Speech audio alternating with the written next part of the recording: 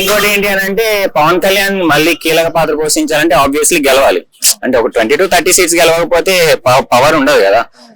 ముందు పవన్ కళ్యాణ్ గెలవాలి, వాళ్ళ అభ్యర్థులు ఒక 20 మెంబర్స్ అన్నా గెలిపించుకుంటే మేము కూడా స్ట్రాంగ్ పొజిషన్ లో ఉన్నామని చెప్పి చూపించుకుంటారు. అది ఈ 5 years వైసీపీ పాలన ఉంది కదా, మళ్ళీ ఇంకొక 5 years ఇచ్చి చూస్తే అనే ఛాన్స్ ఏమైనా అంటే ఫస్ట్ టైం గెలిపించిందే ఒక ఛాన్స్ అన్నారని, ఒక ఛాన్స్ ఇచ్చిన తర్వాత మళ్ళీ నెక్స్ట్ ఛాన్స్ అంటే ఒక ఛాన్స్ ఇచ్చి వేస్ట్ అంటే 5 years వేస్ట్ చేశారు కదా.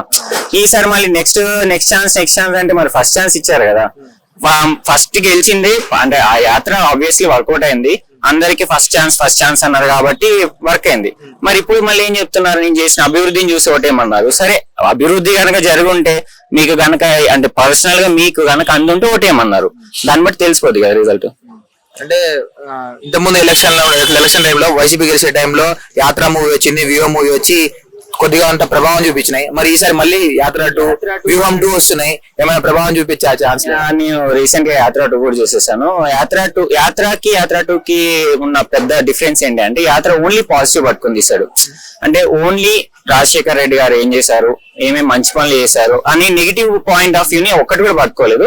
ఇందులో కూడా ఫస్ట్ హాఫ్ చూసే యాత్ర 2 లో మొత్తం positivity, YS Rajasekhar Reddy and his soul story మీదనే మొత్తం నడుస్తుంది. బట్ సెకండ్ హాఫ్ కి వెళ్ళేసరికి మనకి పాజిటివిటీ కనపడాలంటే ఒక నెగిటివిటీ ఖచ్చితంగా చూపించాలి అని చెప్పి ఒక నెగిటివ్ క్యారెక్టర్ ని మళ్ళీ, అది జనాలకు అర్థం కావాల్సింది ఏంటంటే బేస్డ్ ఆన్ ట్రూ ఈవెంట్స్, అది బయోపిక్ కాదు. కాకపోతే వీళ్ళు ఏం చేశారు, బేస్డ్ ఆన్ ట్రూ ఈవెంట్స్ అని చెప్పి వాళ్ళకి నచ్చింది తీసుకున్నారు అనమాట. సో ఆ నెగిటివిటీని క్రియేట్ చేసి మళ్ళీ కొంచెం అంటే ఆడియన్స్ బట్టి అర్థమవుతుంది. సో యాత్ర 2 అంత ఇంపాక్ట్ అని చూపించకపోవచ్చు. ఓవరాల్ నెక్స్ట్ ఏపీలో సీఎం ఎవరు చెప్తాయి కదా, సిబిఎన్ వస్తారేమో అనుకుంటున్నా, మై ఒపీనియన్.